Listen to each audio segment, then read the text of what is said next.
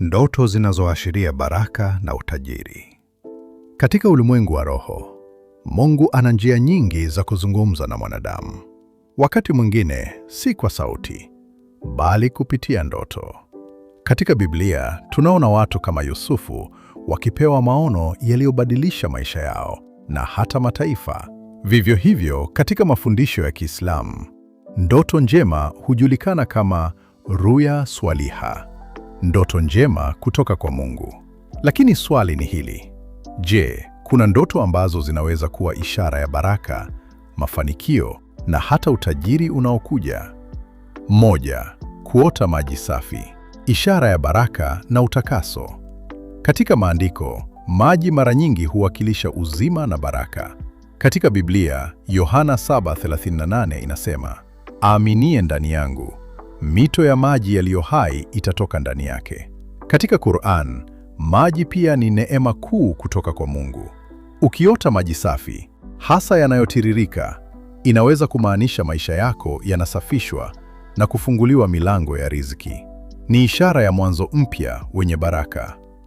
2. Kuota dhahabu au mali, ishara ya neema na kipimo cha moyo. Dhahabu si tu mali, ni mtihani pia. Katika Biblia, Mithali 10:22 inasema, baraka ya Bwana hutajirisha, wala haiongezi huzuni. Ndoto ya mali inaweza kuashiria fursa kubwa inayokuja, lakini pia inakukumbusha kuwa utajiri wa kweli lazima uwe na haki na uadilifu.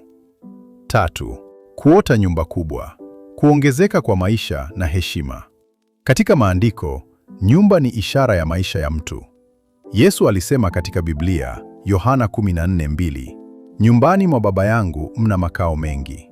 Hii inaonyesha upanuzi. Ukiota nyumba kubwa au nzuri, inaweza kuwa ishara ya kupanuka kwa maisha yako, kifedha, kijamii na kiroho. 4. Kuota mavuno mengi, matunda ya juhudi zako. Hii ina uhusiano wa moja kwa moja na hadithi ya Yusufu katika Biblia na Qur'an, ambapo aliota mavuno na akatafsiri ndoto za mavuno mengi na njaa. Ndoto ya mazao mengi ni ishara wazi ya mafanikio yanayotokana na kile unachopanda sasa. Ni ujumbe wa subira kuwa mavuno yako yanakuja. 5. Kuota unapaa juu, kupandishwa daraja. Katika Biblia, kupaa juu mara nyingi huashiria kuinuliwa na Mungu.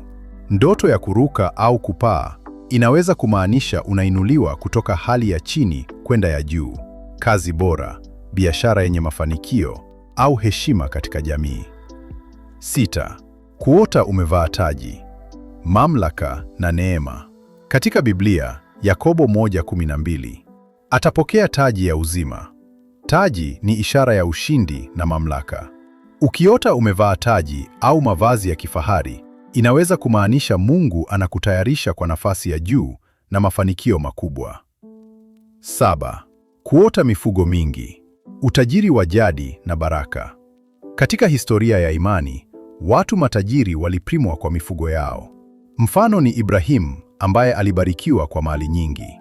Ndoto ya mifugo yenye afya ni ishara ya ongezeko la mali, uwekezaji na uthabiti wa kifedha. 8.